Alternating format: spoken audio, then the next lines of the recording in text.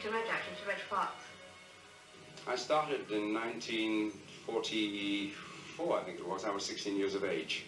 I started training in a friend of mine's front room, which was bare-floored, and had a barbell, one barbell and two dumbbells, and a sack on the floor, because in those days we didn't have bench presses. Right. We used to press on back on the floor on a sack.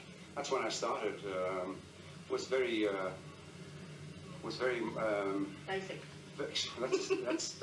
That's really a compliment to it. It was more than basic. It was almost monistic. It was so so hard. But you got the results.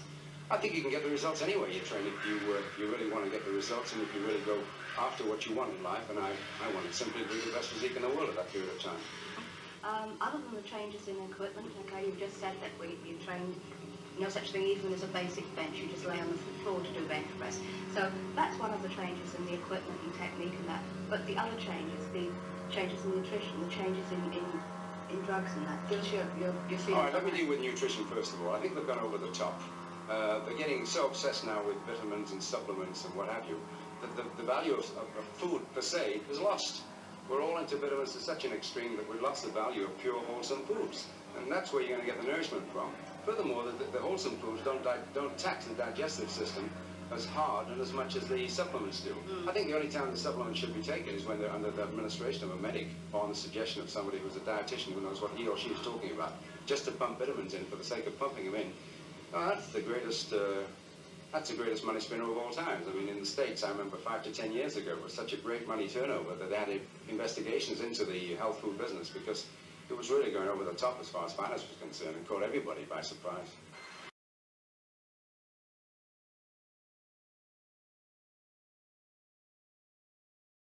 The youngsters want to emulate their heroes, and their heroes are known to be taking growth hormones. It's no secret. Everybody knows. I mean, last year, if they'd had a drug test at the Mr. Olympia, all 20 finalists would have been disqualified. Simple as that. And I'm not opposed to adults taking drugs and steroids or whatever they want to take, because they're adult enough, or should be adult enough, to know what they're taking. The thing that disturbs me is the influence that they have on the kids. The kids knowingly take them because they know that their heroes take them, and they think this is the thing to do. This is not the thing to do. Life is not all about winning a Mr. Olympia. No. We were coming over here, and I said that one very famous artist said that fame lasts all of 15 minutes, and to screw your life up just for the sake of winning a Mr. Olympia, and later on in life to have not the quality that you want in life. I'm not concerned how people look when they're 25s and 30s. I'm concerned about how they look when they're 75s and 80s, and that's really what I'm like. For all those fans out there, Reg, that think that Arnold was the first to get into films and so on, tell us about your films. You know, Hercules. You epitomised Hercules. You were everybody's idea of what Hercules would look like if he came down. Yeah, I was living in South Africa at that time. It was 1960 to be exact, and I had a cable from Rome, Sport Cinematographica, asking me to go for a test for the role of Hercules in the movies they were deciding to do.